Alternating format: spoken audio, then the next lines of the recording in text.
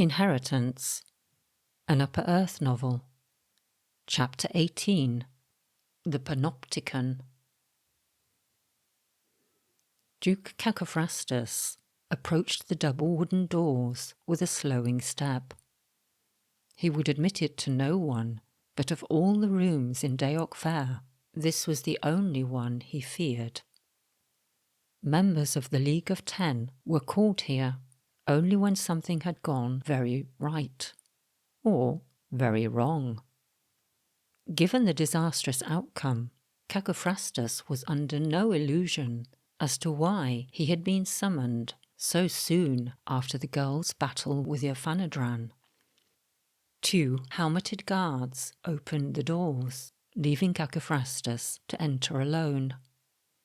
Windowless, the room was dimly lit by candles in sconces. At the centre, upon a round stone bench, his prince was seated. The hooded figure may have been facing away from the door, but as Cacophrastus knew well, the hooded one saw everything. He sat like a spider in a web, uncannily aware of when foe or prey touched one of its delicate strands. "Cacophrastus," the old, gnarled voice said. "Come, sit with me." The Duke did as he was told, pondering how the outcome of this meeting would influence his fate. Certain former members of the League had entered this room, never to be seen again. The hooded one did not take the failure of one of his generals lightly. Though the grey cloak concealed the features of the figure next to Cacophrastus, the voice and gait always gave the impression of a twisted and bent old man. How strange, then, that when seated so close to his prince, Cacophrastus sensed great power and strength emanating from him, like a flame exudes heat, even when its light is hidden. "Do you know what this room is?" his prince asked. "No, sire." The walls of the room were circular and bare, except for the sconces. Yet it was known that the hooded one spent hours in this gloomy chamber. Cacophrastus had always found it such a plain room, lacking ornament, that he thought it ugly and unbefitting for a prince.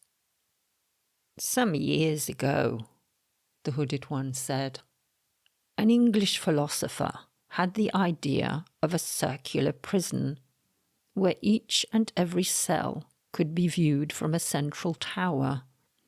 He called it a Panopticon. So much did I like this concept that I commanded a sorcerer to create me an enchanted Panopticon. This room—" The hooded one waved a hand in the direction of the wall before him, and that section filled with light. It took a few moments for Cacophrastus's eyes to adjust before he could discern exactly what he was seeing. Then he saw the amphitheatre, as it would be now, empty of crowds. So that was how he did it. Everyone feared the hooded one's ability to spy on them, attributing special powers to him. "It's just a magic trick," Cacophrastus realized. An exceptional one, but a magic trick all the same. Whatever he thought of his prince's methods, though, the implication was clear. The hooded one had seen everything that had happened that afternoon. "Sire, I can explain. When I require you to speak, I will tell you," the figure in the cloak snarled. On the inside, Cacophrastus cringed. On the outside, his face betrayed no sign of emotion. He fell into silence. The hooded one's voice grew calm again. "From here, I watch the eternal game being played out. I see the members of my League of 10 pitting themselves against Upper Earth. I can be proud, or disappointed, or even amused. On occasion, though, I am angered. Screed was my creature. Though my Panopticon shows me much, it is useful to have spies such as Screed to bring me news from up above. When he asked me for freedom, I told him that if he brought me a wife from Upper Earth, one that I could not resist, then freedom would be his. Cacophrastus flinched. It had not occurred to him that the grovelling little worm Screed may have been telling the truth, that he had indeed been working under the command of the Hooded One. Never did I expect him to bring anyone of consequence, meaning that he would not escape me. And yet, this girl he brought, who captivated anyone that heard her voice. So, Cacophrastus, we come to your intervention. You took this girl, my gift, and threw her into the Elysian Games.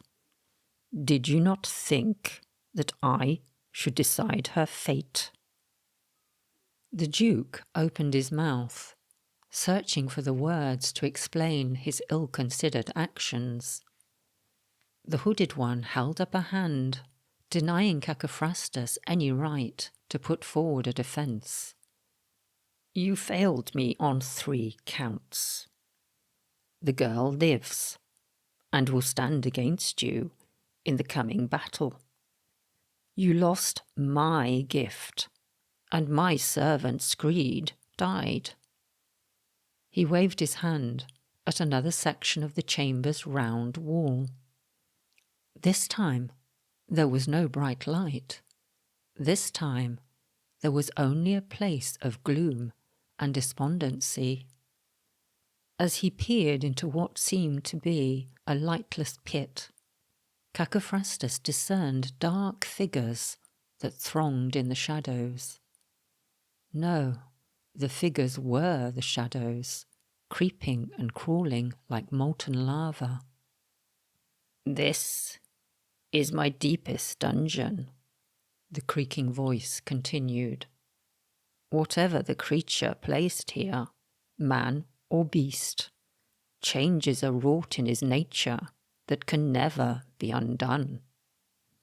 Here, a man can lose himself so completely that he no longer knows who or what he ever was.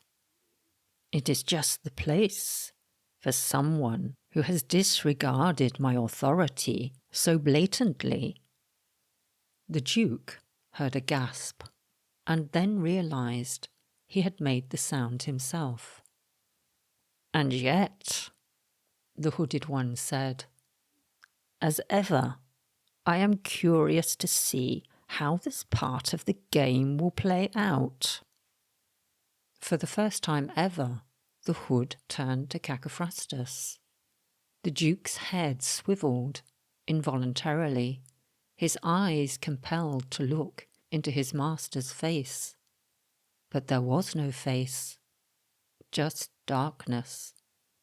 And staring out from that darkness were 2 red eyes. Cacophrastus felt as if a hand had reached inside him to grip his heart.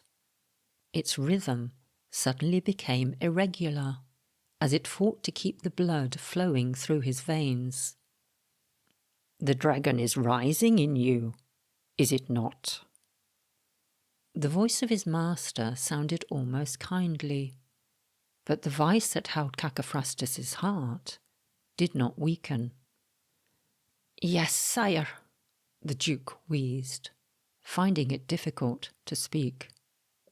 Each of these 3 nights past, I have begun to change. Tonight I should become. It would be a shame to waste such an opportunity, the Hooded One said. As rapidly as it had arisen, the pressure on Cacophrastus's heart diminished. A shiver of relief ran through him. The hooded one finally turned away, releasing Cacophrastus from his gaze. "Return to Upper Earth immediately. It is time its people remembered the meaning of true evil. You must fulfill your vocation without delay. Tonight it will begin. Forget this dragon slayer who pits himself against you. He is no more than a troublesome gnat.